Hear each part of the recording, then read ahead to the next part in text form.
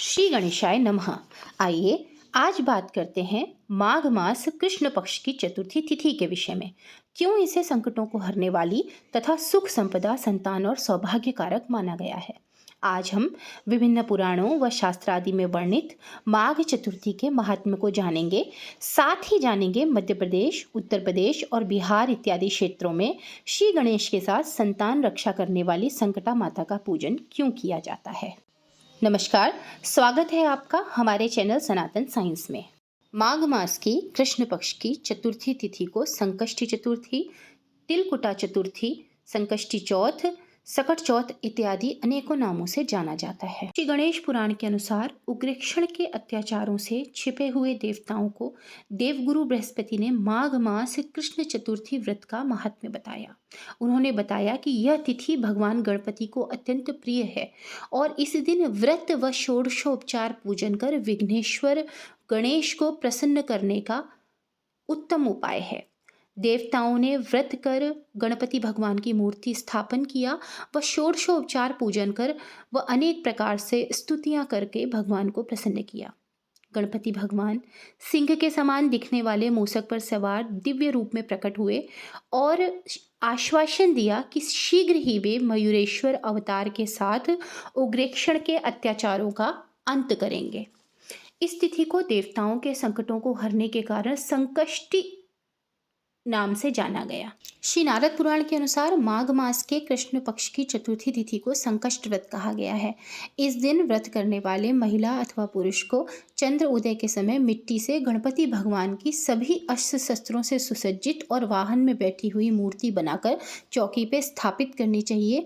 उनका षोडशोपचार अथवा पंचोपचार विधि से पूजन कर तिल गुड़ के लड्डू अथवा मोदक से नैवेद्य लगाना चाहिए। फिर तांबे के एक बर्तन में लाल चंदन, कुशा, दूर्वा, फूल, अक्षत, शमीपत्र, दही और जल सहित चंद्रमा को अर्घ देना चाहिए। अर्घ देते समय आप नारद पुराण में वर्णित इस मंत्र का उच्चारण कर सकते हैं, अन्यथा भक्ति भाव से भगवान से आपका दिया हुआ अर्घ स्वीकार करने की प्रार्थना करें। ये अर्घ व इसकी दी हुई सामग्री का वर्णन नारद पुराण में मिलता है, जिसे अत्यंत दिव्य और पापनाशक कहा गया है। अर्घ देने के बाद व्रत का समापन कर बड़ों से आशीर्वाद लें। अगर आप चतुर्थी का उपवास शुरू करना चाहते हैं तो माघ कृष्णा तिथि संकष्टी चौथ बहुत उत्तम समय है। कुंडली में बुध के सकारात्मक परिणाम व गणपति भगवान की कृपा प्राप्त करने का चतुर्थी व्रत अति उत्तम उपाय है। इसमें आप गणपति भगवान का अर्चन कर सकते हैं साबुत मूंग से, लाजा से, दूर्वा से, इलायची से और मोदक से, और भी कई अन्य सामग्रियां हैं जिनका विवरण मिलता है।